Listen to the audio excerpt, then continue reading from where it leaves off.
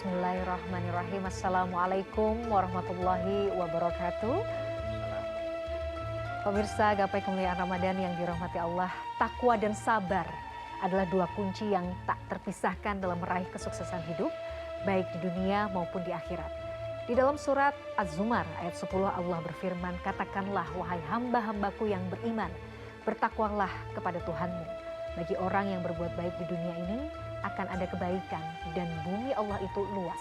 Sesungguhnya hanya orang yang bersabar yang akan dibalas dengan pahala tanpa batas. Ayat ini mengajarkan kita bahwa takwa adalah penjaga yang menjaga hati dan tindakan agar senantiasa berada dalam jalan yang diridhoi Allah. Sementara itu sabar adalah kekuatan yang memungkinkan kita untuk tetap teguh di tengah cobaan dan kesulitan hidup. Keduanya adalah pilar yang mengarahkan seseorang menuju keberhasilan sejati.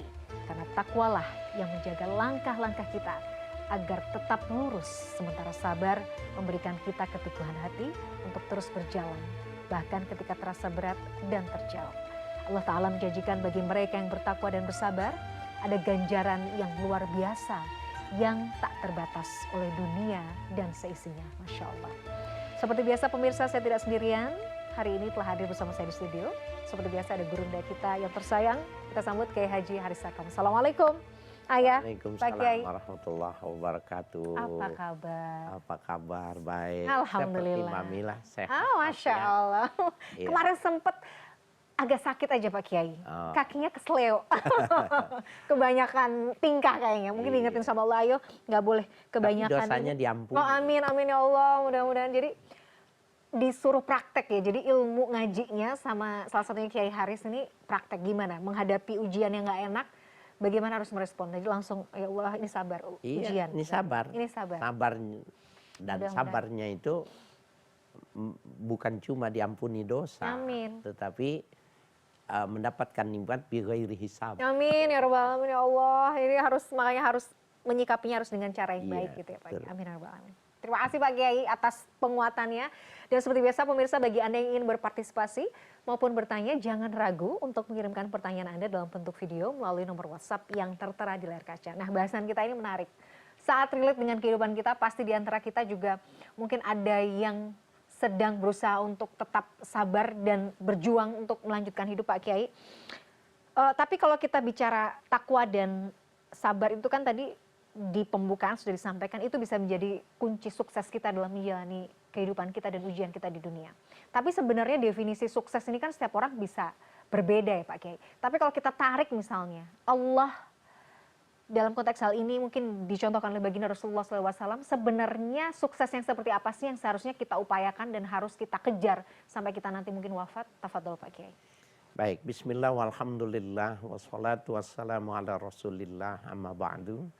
Mbak Mila dan para pemirsa dimanapun Anda berada, sukses itu sebuah istilah di mana seseorang dengan kapasitas dan kapabilitasnya sampai kepada yang ia rencanakan. Tetapi yang menjadi ukuran apa yang dia capai dan ia rencanakan itu tidak ada yang melanggar syariat. Maka pada saat itu dia disebut menjadi sukses. Bisa jadi dia kesuksesannya itu pada saat dia melakukan penelitiannya itu berhasil pada inti yang dia capai. Karena memang dia peneliti.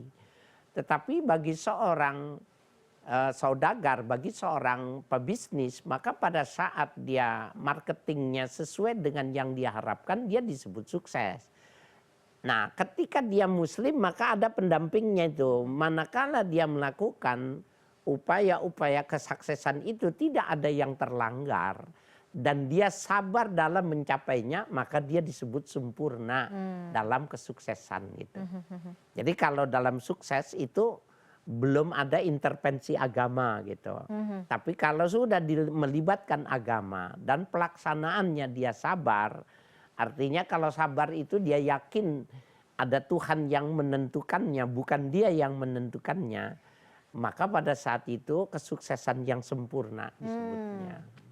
Jadi sebenarnya kesuksesan sempurna itu bagaimana ya cara pandang kita ya Pak Kiai ya dalam melihat apa yang Allah berikan kepada kita. Nah kalau kita bedah Az-Zumar ayat 10 tadi Pak Kiai, bumi Allah itu luas, kalau kemudian apa namanya, ya bagi yang bersabar dan bertakwa itu akan ada kebaikan di dalamnya. Bagaimana kemudian kita bisa menyelami makna dari ayat ini? Wardullahi wasi'atun, bumi Allah itu luas. Fatuhajiru fiha, di dalam ayat lain disuruh itu. Alam takun ardullahi wasi'a fatuhajiru fiha. Bukankah bumi Allah itu luas? Kenapa kalian tidak melakukan hijrah? Nah ini ayat ini tidak berdiri sendiri, tetapi ditafsirkan dalam ayat yang lain itu bahwa kalau seseorang itu di tempat itu, di lingkungan itu, dia tidak bisa maju, maka dia mesti keluar dari situ. Dia mesti keluar dari situ. Dia mesti mencari tempat yang dia dihidupkan oleh kondisinya. Cocok dengan kapasitas dan kemampuan yang dia punya gitu loh. Itu yang dimaksud dengan wardullahi wasi'atun. Nah, tetapi walaupun potensinya itu luas dan kita sudah pindah, sudah melakukan hijrah itu, innama yuwaffas sabiruna ajrahum bighairi hisab, itu ayat yang lebih menyempurnakan lagi bahwa sesungguhnya Allah menyempurnakan ya bagi orang yang sabar itu pahalanya tanpa hisab. Itu begini Mbak Mila. Semua yang kita upayakan dan kita dapat, kita memperolehnya dari yang kita upayakan, semuanya ada hisabnya, ada perhitungannya. Taruhlah kita seorang pekerja, maka pertanyaannya itu bagaimana kamu cara bekerjanya, di mana kamu bekerjanya, apa dengan apa kamu mendapatkannya, dan setelah dapat kemana kamu memanfaatkannya. Ini yang dimaksud dengan hisab. Tetapi kalau orang melakukannya, dia tidak melakukannya dengan kemauannya, dia mengikuti kehendak Tuhan dan dia sabar sesuai dengan aturannya, maka dia bisa menghindar dari sebuah hisab ini. Itu. Sabar tuh begitu maknanya. Oke, saya tuh jadi kan ada satu doa kalau tidak salah ya Pak Kiai, yang kita tuh memohon kepada Allah supaya dimudahkan dalam hisab gitu. Allahumma hisaban yasiron itu Pak Kiai. Sebenarnya itu juga bagian dari gimana Pak Kiai? Bagaimana konteks misalnya doa itu dihadapkan dalam pembahasan kita terkait sabar Pak Kiai? Allah mahasibni hisaban yasira. Ya Allah, hisablah aku dengan hisab yang ringan. Itu ringan. Tetapi kalau orang yang sabar bukannya ringan. Bighairi hisab, nggak ada hisab. Nggak ada hisab ya? Nggak ada hisab. Nah, kata hisab itu perhitungannya itu maknanya Allah berikan itu bighairi hisab, maknanya tanpa diperhitungkan. Tetapi ayat ini di dalam tafsir Al-Qurtubi itu menjelaskan orang yang sabar dan menundukkan segala sesuatunya sesuai dengan kehendak Tuhan, dia memang terlepas dari perhitungannya karena semua sudah ngikutin kemauan Tuhan gitu loh. Bukan kemauannya diri sendiri. Kalau dia ikutin kemauan diri sendiri, ada hisabnya. Kalau dia mengikuti kemauan Tuhan, tidak ada hisabnya. Kalau kita korelasikan dalam misalnya kehidupan kita sehari-hari Pak Kiai, mungkin kita kehilangan orang yang kita sayang. Respon sabar yang seperti apa yang memungkinkan kita tidak akan dihisab. Jadi respon sabar yang seperti, kan kadang-kadang kita, kenapa ya Allah harus terjadi hal-hal yang seperti ini gitu. Itu tuh sudah masuk sebenarnya dalam kita kemudian apa ya, tidak menerima ketentuan Allah nggak sih Pak Kiai? Ya, konteks pembahasan gitu, innama yuwaffas sabiruna ajrahum bighairi hisab ini konteksnya itu usaha-usaha yang sifatnya material. Ya, yang dimensinya itu kepentingan, kepentingan dalam kehidupan. Adapun sabar di luar yang bersifat itu, ayat ketika dulu kita membahas tentang musibah itu, orang yang tidak kuat ketika mendapatkan kondisi musibah, orang yang dicintainya meninggal. Umpamanya kan banyak ya cerita orang yang baru menikah seminggu kemudian suaminya meninggal. Betapa sakitnya, betapa beratnya bagi orang yang merasakan penderitaan yang semacam itu. Tetapi kalau dia mengatakan inna lillahi wa inna ilaihi rajiun, itu dia adalah pintu masuk untuk bersikap sabar. Jadi kalau dibalik pertanyaannya, Emang orang kalau kena musibah semacam itu mudah untuk sabar. Nah, bukalah pintu sabar itu dengan istirja namanya. Iya. Bilang innalillahi wa inna ilaihi rajiun. Kalau dia sudah mengucapkan itu, hikmahnya itu dia mudah untuk menerima. Oke. Nangis tidak berlebih-lebihan, tidak meratap, tidak memukul-mukul, tidak menyobek-nyobek. Jadi betapa sabar itu adalah sebuah akhlak. Ya, Allah itu sabir. Jadi ketika orang melakukan sabar, maka dia memilih akhlak Tuhan. Oke, betul. Nah, sehingga dia akan lebih merasa ringan dengan penderitaannya. Oke. Ini menarik sekali kalau kita bahas tentang sabar, kaitannya juga dengan takwa, tapi kita harus break dulu Pak Kiai. Seperti biasa nanti juga ada pertanyaan dari pemirsa yang sudah siap. Kita akan kembali, pemirsa saat lagi tetaplah bersama kami.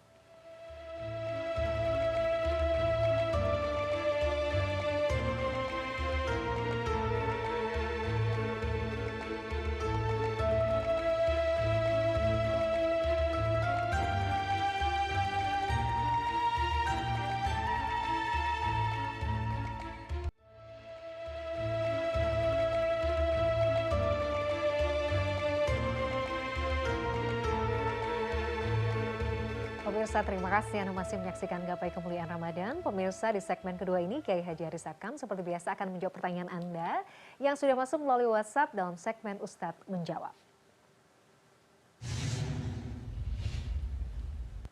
Dan baiklah, pertanyaan yang kali ini sudah masuk datang dari Mas Zikri Nahrul Hayat yang berasal dari Tasikmalaya. Kita akan simak bersama pertanyaannya. Perkenalkan, nama saya Zikri Nahrul Hayat sebagai salah satu alumni dari pondok pesantren yang ada di Tasikmalaya, Islamic Benda Boarding School. Ada dua hal yang ingin saya tanyakan. Pertama, terkait makna takwa dan sabar.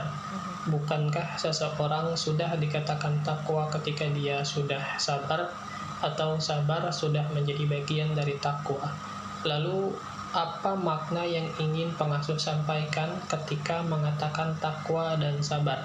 Adakah konotasi tertentu?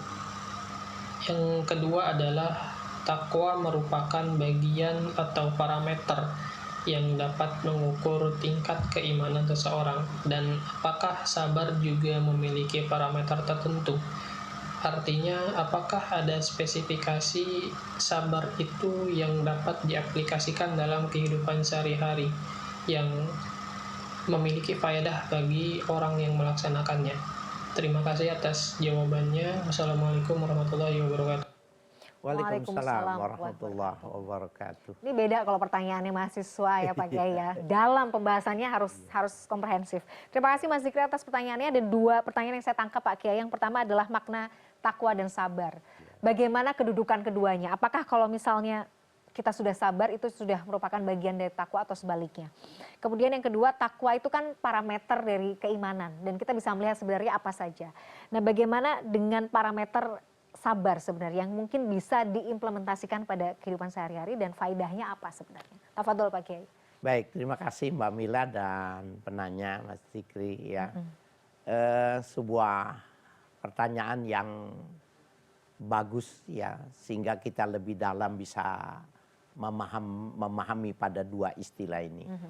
Kalau kita lihat definisi yang dibuat oleh para ulama, yang dimaksud dengan takwa itu adalah imtithalu awamirillah wajtinabun nawahi. Takwa itu adalah melaksanakan perintah Allah dan menghindarkan segala larangan. Itu yang disebut dengan takwa. Jadi sangat normatif sekali. Apabila kita melakukan yang diperintahkan dan menjauhkan yang dilarang, maka kita sudah muttaqin, orang yang bertakwa. Kemudian apa yang dimaksud dengan sabar? Sabar adalah tarku syakwa. Ya, orang tidak mengeluh. Jadi sabar itu maknanya orang yang tidak mengeluh.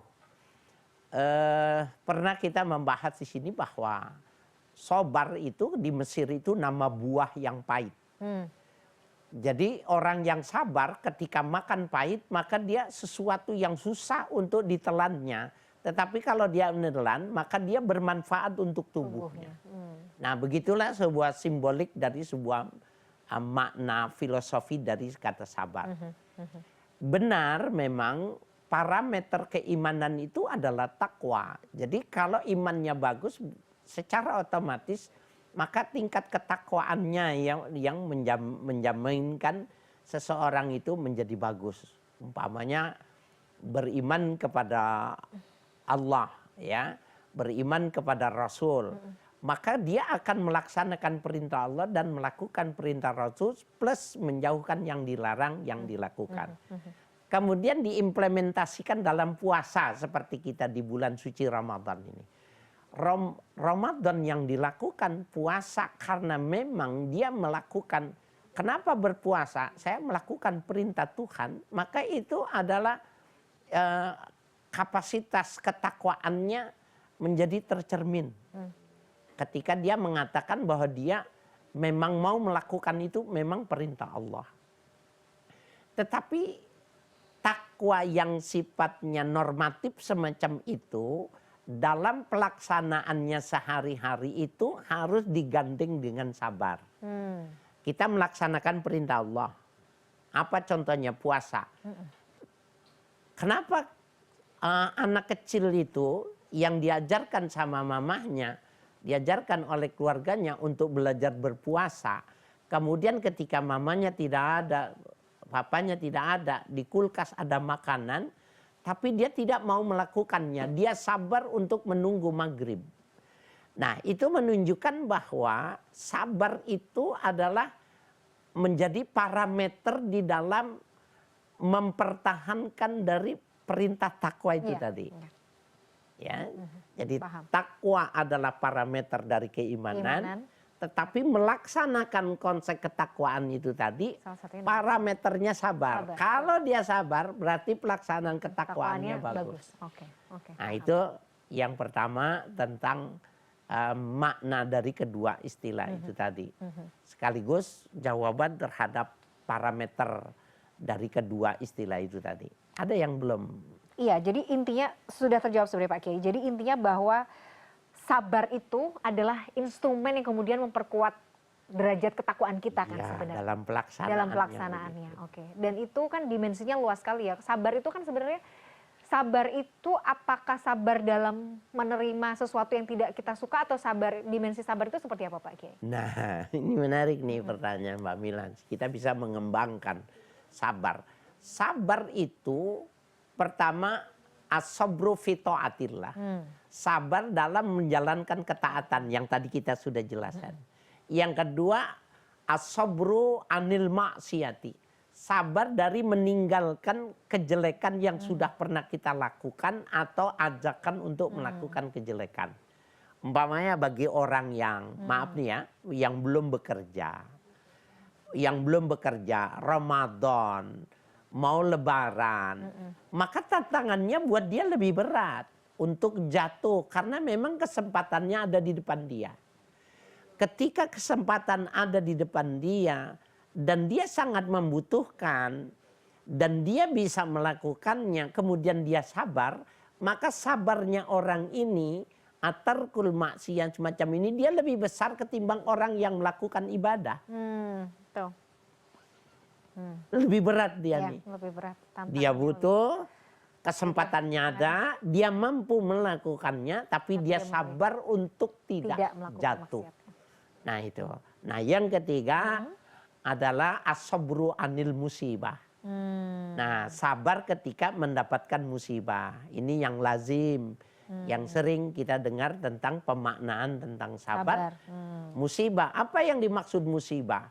Musibah itu mayula, apa itu? Kullu mayula imuttaba'u. Setiap sesuatu yang tidak disukai oleh tabiat manusia itu namanya musibah. Apa saja yang kita nggak suka. Ketika umpamanya kita sedang nonton televisi kemudian listrik mati. Itu nggak disukai oleh tabiat. Maka itu disebut juga musibah. Lagi lihat video kemudian lobet namanya, itu musibah. Semua hal itu tadi. Tapi dia sabar. Dia terima itu dari yang terkecil sampai yang berat, artinya bahwa itu bagian dari sebuah Allah pilihkan untuk dia. Maka dia mengatakan, ya raditu bima jaa anillah, aku ridho apa saja yang datangnya dari Allah. Insya Allah. Itu dia nggak mengerjakan apa-apa, tapi derajat kesabarannya tinggi. Walaupun dalam hati kan namanya manusia pakai ada, ya Allah gitu ya. Tapi yaudah aku ridho. Ada rasa yang nggak enak kan. Tapi maksudnya itu tetap bukannya kemudian kita berusaha untuk, aduh jangan deh, jangan. Rasa yang nggak enak itu ya udah tetap ada aja. Tapi bagaimana kita meresponnya kan Pak Kiai. Nah itu, dan itu timbangannya besar sekali, berat sekali. Ya, setimpal dengan orang yang menangis di hadapan Allah karena menyesali satu perbuatannya. Masya Allah, luar biasa. Masih menarik pembahasan soal sabar ini Pak Kiai karena sangat dekat dengan kehidupan kita sehari-hari. Nanti kita akan bahas lagi, kita harus break dulu. Pemirsa jangan kemana-mana, Gapai Kemuliaan Ramadan masih akan kembali setelah jeda yang satu ini.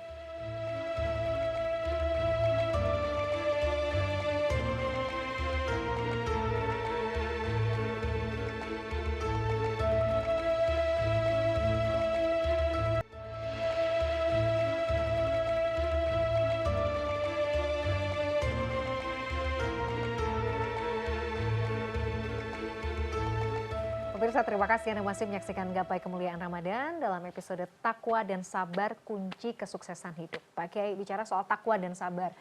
Dua hal ini artinya saling melengkapi. Nggak bisa seorang hamba disebut takwa kalau kemudian tidak melakukan seperti bahasanya Pak Kiai, juklaknya itu nggak sabar tuh nggak bisa.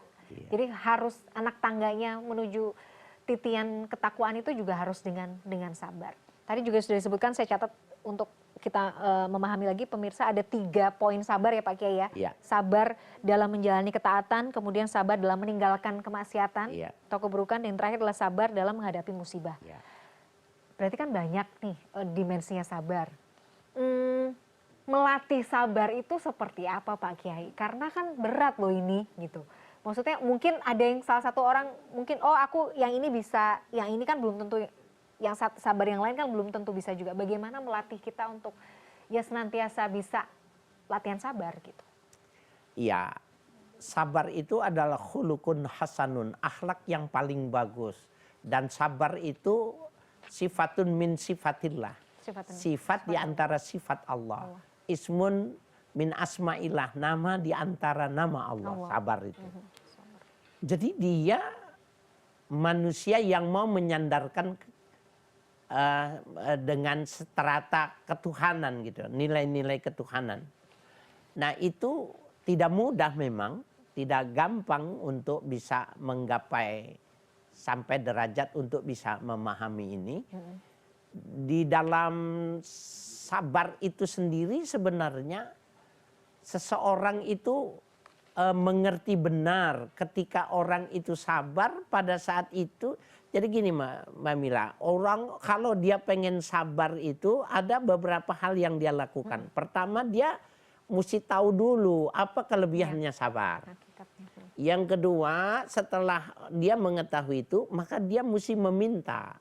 Berdoa. Berdoa, Allahumma ja'alni sabiran, ya Allah jadikanlah aku orang yang sabar. Nah, yang ketiga, maka dia berusaha untuk jadi orang yang sabar. Melakukannya. Ya, latihan. Dengan latihan bersabar itu diiringi, jadi antara ikhtiar dan doa itu, maka insya Allah lama-kelamaan bisa itu. Jadi tadi melihat keuntungan dalam bersabar itu harus apa? Harus lihat dulu, dia nggak bakalan punya menarik kalau dia nggak tahu ilmunya. Dia nggak tahu ilmunya. Nah, ada yang menarik ini supaya untuk bisa dipahami Mbak Mila tentang sabar ini. Sabar itu kan korelasinya yang tentang bala itu gini. Salah satu yang diucapkan Nabi kepada cucunya, ya Sayyidina Hasan. Nabi mengatakan, ya bunayya, inna fil jannati syajaratun yusamma syajaratul balwa. Wahai ananda, di dalam sorga itu nanti ada satu pohon. Pohon itu disebutnya itu syajaratul balwa. Pohon musibah. Pohon musibah. Ya, yu'ti ala man yasha'u min ahlil bala. Diberikan kepada orang-orang yang ketika di dunia dulu dia kena musibah, tetapi dia sabar gitu. pohon itu nggak boleh dimakan oleh Mbak Mila dan siapapun juga. Kecuali orang yang pernah musibah dan dia sabar. Dia mengatakan, Rodi itu bima ja'ak. Aku ridho apa saja yang kau beli ya Allah. Boleh makan buah itu. Masya Allah. Jadi betapa sabar itu luar biasa. Makomnya begitu sampai tinggi. Sampai ada makanan spesial yang nggak boleh dimakan yang lain kecuali orang yang sabar. Iya. Spesial ya Pak Kiai. Spesial luar biasa. Karena memang untuk mencapai kesananya juga butuh pengorbanan hati terutama ya Pak Kiai ya. Iya, betul. Jadi penguatan hati itu penting ya. Kadang-kadang memang betul Pak Kiai. Maksudnya gini, kalau kita nggak pernah terpapar dengan ilmu, tahu keuntungan dan faedah sabar, jadinya kita memang tidak akan bisa untuk bersabar gitu. Karena kita memang nggak tahu gitu loh bahwa Allah karena menjanjikan sabar itu memang berat. Iya. Sabar itu berat, sabar itu pahit. Pahit luar biasa ya. Iya, ternyata memang benar seperti jamu. Setelah pahit, dia akan merasakan sesuatu yang beda. Apakah juga ini masih dinamakan sabar ketika kita misalnya mendapatkan sesuatu yang tadi musibah Pak Kiai, sesuatu yang nggak mengenakan kita kayak, ya Allah kenapa harus begini, kenapa begini. Tapi akhirnya dia sadar, astagfirullah. Iya salah ya yang aku lakukan tadi ya. Kemudian dia sadar bahwa apa respon pertama yang dia keluarkan adalah salah. Apakah juga masih masuk kategori sabar Pak Kiai? Ya masih harus sabar, masih dihitung sabar. Jadi intinya begini para pemirsa, ada kasus tertentu yang sedang kita kerjakan, yang kita lakukan dan ini bisa berhasil dan bisa gagal. Ini bisa sempurna, bisa jadi cacat gitu. Kemudian ketika Allah ingin memberikan yang terbaik, maka Allah tawarkan. Jadi sabar itu penawaran. Oh sabar penawaran. Okay. Sabar itu penawaran dari Tuhan. Kamu mau berhasil dengan keinginanmu, maka lakukanlah apa yang kau bisa. Tapi kalau aku tawarkan, kalau kau mau keberhasilan yang aku berikan dan itu terlebih baik, jangan sekarang. Nanti kapan? Ya kau tunggu saja sampai aku berikan. Itu maknanya sabar. Nah kita lagi usaha nih, kita lagi usaha. Orang yang usaha itu pengen berhasil, pengen cepat untung dan besar untungnya. Allah bilang, kalau kau bisa melakukan, lakukan. Tapi aku tawarkan, mau nggak yang lebih bagus, ya lebih sempurna dan bermanfaat kami. Dan aku yang akan memberikannya. Kapan yang? Ya nanti, tunggu. Itu namanya sabar. Jadi penawaran. Enggak gitu ya, penawaran.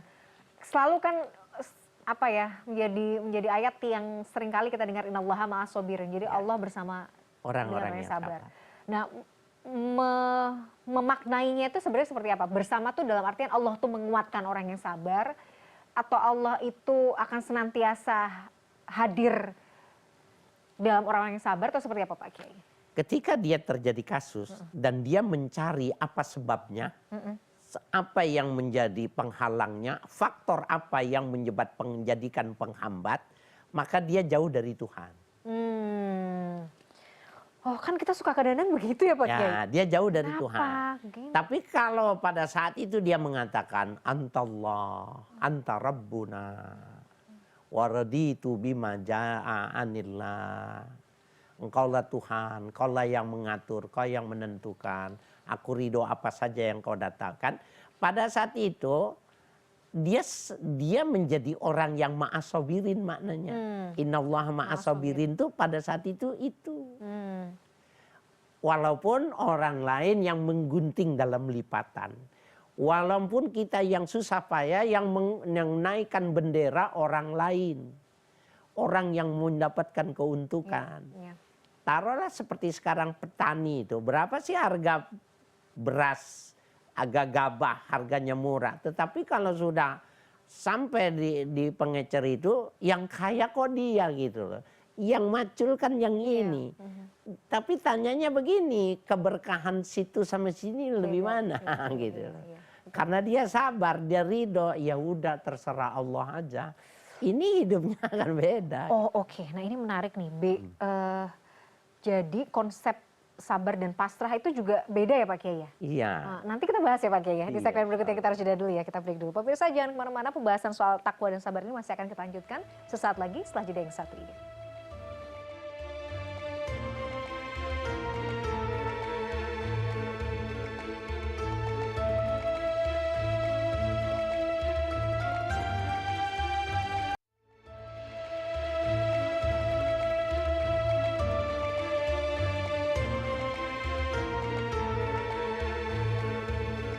Pemirsa, terima kasih. Kita masih akan lanjutkan pembahasan kita di segmen terakhir ini, Pak Kiai. Pembahasan masih soal takwa dan juga sabar. Pak Kiai, kalau kita bicara soal sabar, kan selalu ada juga ayat dalam Quran yang menyampaikan bahwa jadikanlah sabar dan sholat sebagai penawar juga ya Pak Kiai ketika kita mendapatkan problem. Sebegitu, kadang saya berpikir sebegitu dahsyatnya sabar karena dia disandingkan dengan sholat sehingga itu bisa menjadi penawar bagi hati kita yang sedang gundah atau kita yang sedang tak tahu arah. Jadi kenapa kemudian kadang-kadang, kenapa ya kemudian Allah itu menyandingkan sabar dengan sholat? Seperti apa Pak Kiai? Iya, Elaborasi. jadi cara menyandarkan diri itu yang sifatnya ritual perbuatan fisik itu Dengan sholat. sholat, oke. Karena di dalam sholat itu membaca Al-Quran, membaca tasbih, membaca salawat, dan lain sebagainya. Itu sebuah ritual yang memang bila dilakukan itu, salah satu hikmahnya itu tanha anil fahsya'i wal munkar. Dia mencegah perbuatan keji dan munkar. Orang yang sudah sholat itu, dia nggak punya niat aja nggak ada. Jadi ketika sholat itu sudah terpatahkan dengan patah-patahnya gerakan-gerakan sholat itu, mematah-matahkan segala sesuatu keinginan-keinginan yang jelek patah. Nah, sabar, maka setelah dia melakukan saat itu, maka dia berproses.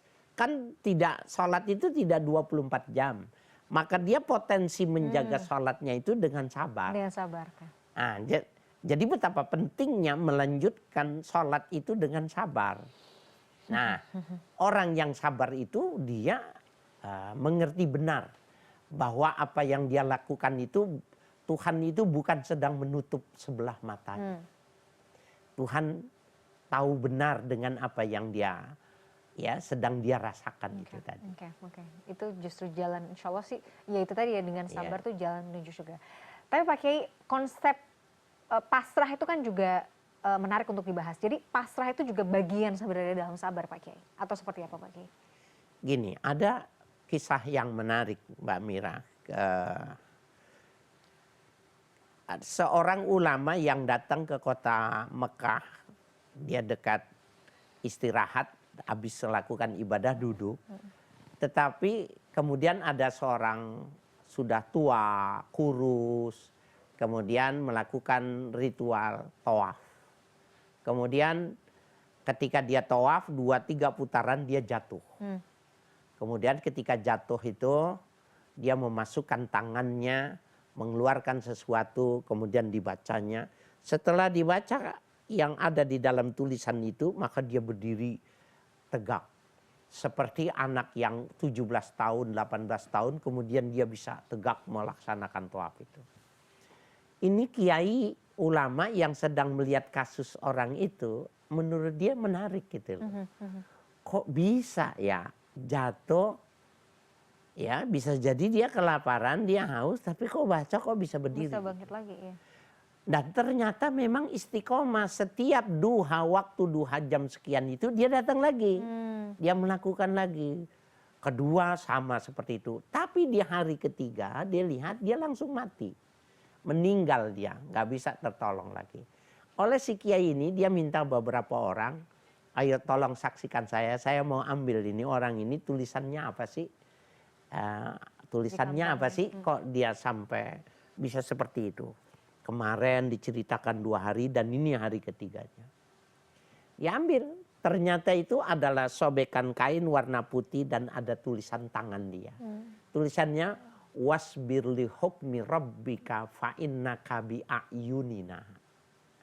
Sabarlah engkau terhadap ketetapan Tuhanmu, sesungguhnya ya fa innaka bi a'yunina, sesungguhnya engkau dalam pandanganku. Aku melihatmu. Sama dia itu nggak makan taruhlah, nggak makan, nggak minum, nggak jadi masalah. Asalkan pandangan Allah ada sama dia. Buat dia itu lebih penting ketimbang makanan yang mengenyangkan perut. Kan salah, berbeda benar perspektifnya. Memahami tentang makan dan lapar itu. Jadi nggak penting. Ketika dia mengatakan dalam pandanganku itu menghilangkan lapar, menghilangkan haus. Pada saat dia meninggal memang sudah waktunya. Nah, oleh karena itu sabar itu bisa membentuk sebuah mentalitas di mana dia bisa mengerti bahwa nikmat itu ada dua, ada nikmat yang duniawi, ada nikmat yang ukhrawi. Nah, yang ukhrawi itu harus dengan sabar baru dia bisa merasakan. Nikmat ukhrawi harus dengan sabar. Sabar. Betul. Kalau yang nikmat duniawi dia mesti bekerja. Nikmat ukhrawi dengan sabar, nikmat duniawi dengan bekerja. Maka dia bisa merasakan. Oke, nah masih dengan konsep sabar Pak Kiai. Misalnya dalam kondisi tertentu kita kan saat ini apalagi di hidup di era yang sangat terbuka sekarang. Misalnya ketika kita berusaha untuk, oke, let's say ada satu kasus hak kita diambil oleh orang lain. Mungkin ada yang berkata bahwa udah dong diperjuangkan dong. Hak kamu kan, kamu dizolimi orang lain gini. Harus diperjuangkan, jangan pasrah gitu aja. Tapi misalnya si orang yang menjadi korban ini ya udahlah, saya ridho dengan ketentuan Allah. Saya nggak mau cari keributan gitu. Dianggap aneh, dianggap tidak mau berjuang, dianggap terlalu pasrah. Bagaimana konsep seperti ini? Iya, ada dua kajiannya ini. Kalau dari sisi syariati, maka orang yang merasa dizolimi, dia boleh menuntut, mempersalahkan dan mengambil kembali. Baik secara baik-baik maupun dengan paksa dia mengambil miliknya. Itu secara syariat boleh.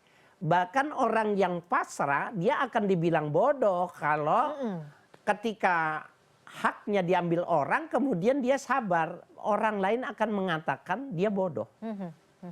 Tetapi bagi dia sebenarnya bukan bodoh. Justru dia mengandalkan bahwa ada cara Tuhan yang lain tapi dengan sabar.